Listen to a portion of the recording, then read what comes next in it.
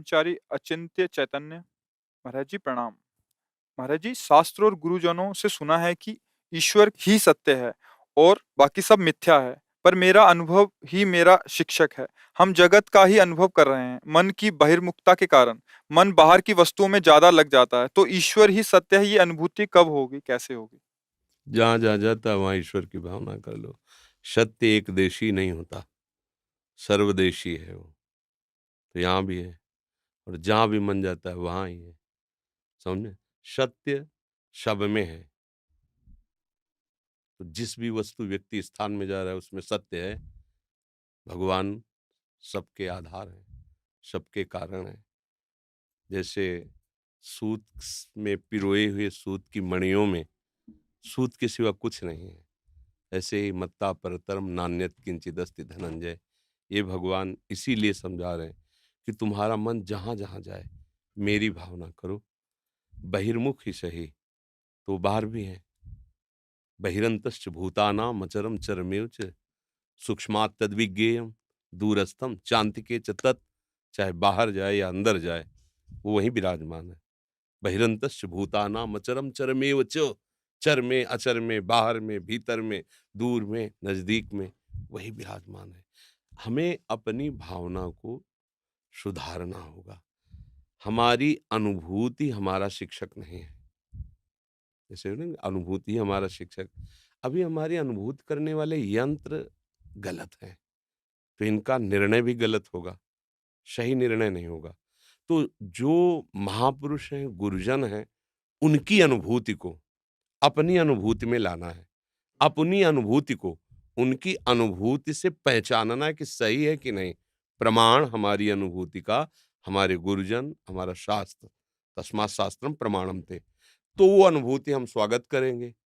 अगर ये नहीं तो ये तो अनुभूति जन्म जन्मांतर से यही करा रहा है कि इंद्रियजन्य भोगों में ही सुख है।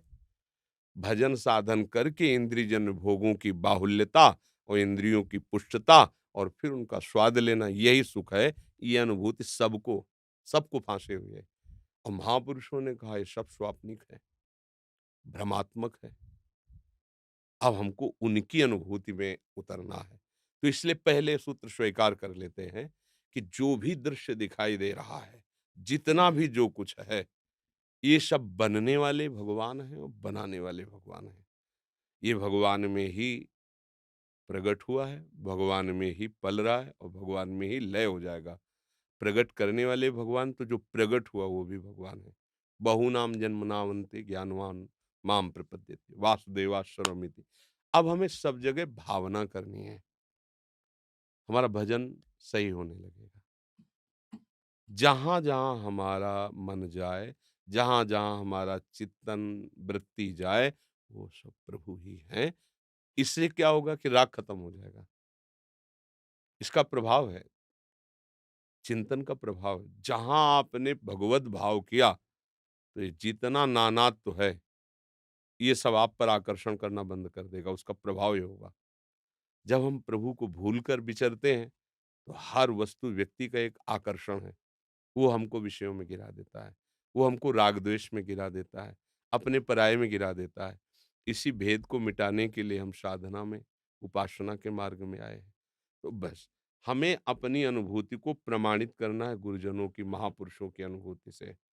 और यहाँ सुख नहीं है। भगवान जिन्होंने रचा उन्होंने बोला दुःखालयम अशाश्वतम दुःख योनया।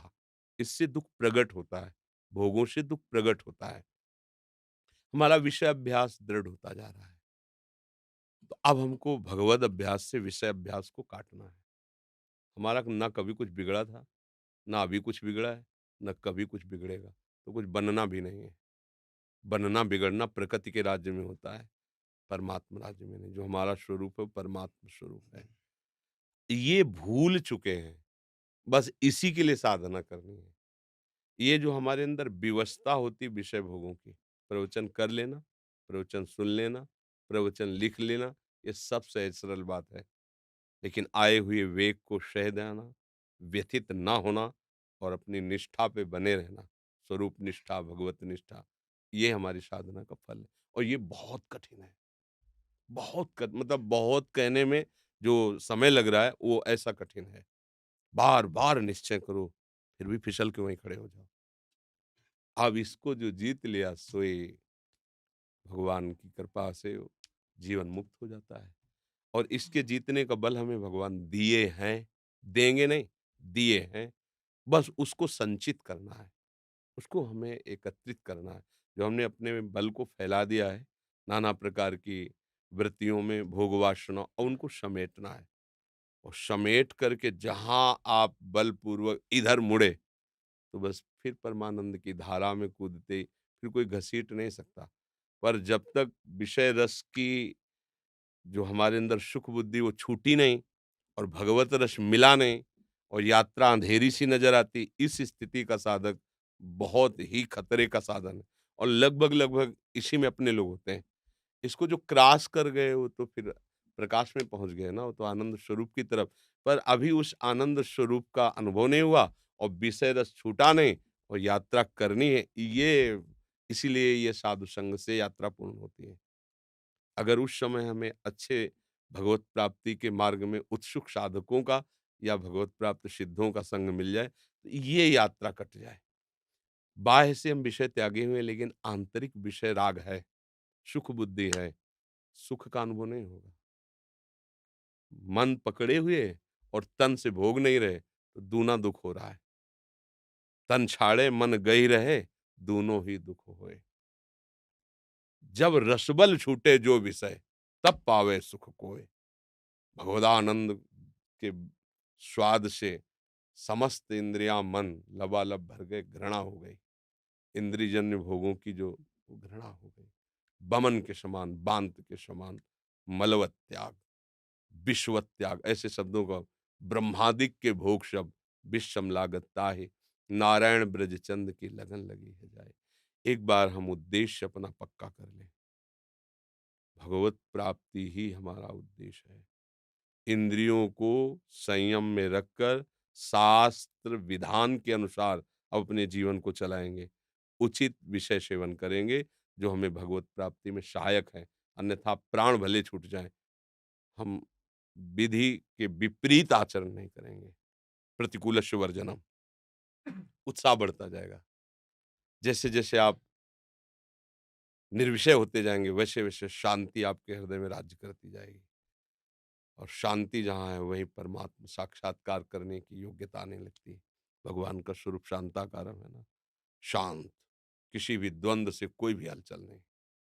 जित संग दोषा, किसी वस्तु व्यक्ति स्थान के सानिध्य पर भी मन का किसी भी तरह से आकर्षित न होना, ये उपासक की स्थिति आ जाती है।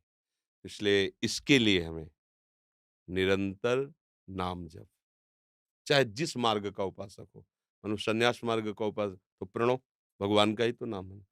अपने गुरु प्रदत्त नाम का निरंतर स्मरण और महापुरुषों के किसी भी संप्रदाय के हों जो ऊंचाई पर चढ़े हुए, उनके वचन सुनना।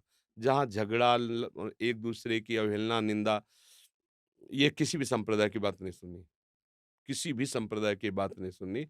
जहाँ द्वेष का कहीं भी थोड़ा भी झांकी लग रही है, किसी को नीचा ऊंचा बताने की झांकी लग रही, बिल्कुल नहीं। अपने को सीधे उन महापुरुषों की बात सुननी है जो सम में आ गए हैं।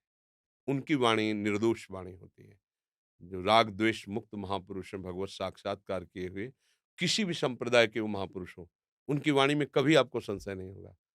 उनकी वाणी सुनो, गुरुजनों की जो पद्धति हमें दी गई भगवत प्राप्ति के लिए, सब अलग-अलग चल रहे हैं, हमें अपने गुरुजनों की पद्धति में चलना है। अगर आप ऐसे चले, तो कुछ समय लगता है, जो शुष्क होता है, आनंद अनुभूति नहीं होती।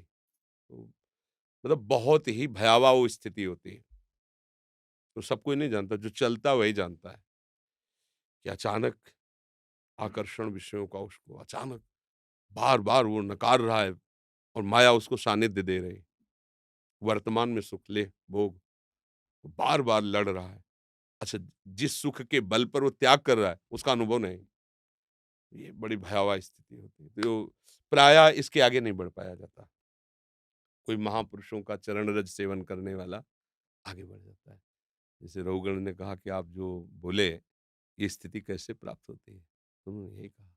बहु गणित तपसा न याति न चेज्या न निरूपणात् गृहाद्वा न छंदसा नैव जलाग्नि सूर्यो बिना महात्पाद रजोभिषेकम। महात्पाद जो भगवत चिंतन में आत्मस्वरूप में डूबा हुआ महापुरुष है, उसके सानिध्य में ऐसे परमाणु रहते हैं कि जिन विषयों से हम लड़ नहीं पाते उनको जिता देते हैं। उनको बोलने की जरूरत नहीं, उनमें ऐसे भागवतिक उनके दर्शन से उनके संभाषण से इतना हमारे अंदर आध्यात्मिक ऊर्जा शक्ति आ जाती है कि हम विषयों को परास्त कर सकते हैं। बिना महापुरुषों के संग के इस माया पथ पर विजय प्राप्त कर सके बड़ा कठिन, फिसल कर वहीं खड़ा हो जाता है उपासक। जी। मधु बोलनी सहचरी। सतगुरुदेव भगवान आपके चरणों में कोटि कोटि प्रणाम। गुरुदेव, वाणी पाठ हित 84 जी का पाठ श्री जी का श्रृंगार करते हुए और भोग बनाते समय कर सकते हैं या फिर एक आसन पर ही बैठना उचित रहेगा? ऐसा कब उपदेश दिया गया? एक आसन पे नहीं, उठते बैठते चलते फिरते सेवा करते हुए। समय है तो बैठकर कर लो, नहीं तो पद जो है आजकल तो मोबाइल से भी सुविधा है, उसी में से देखकर पाठ करते हुए कुछ पद याद कर लो। सोहनी लगा रहे हैं, पोछा लगा रहे हैं, बर्तन मार्जन कर रहे हैं, रसोई बना रहे हैं, श्रृंगार कर रहे हैं, पद गा रहे हैं, उपासना बढ़िया है ऐसा।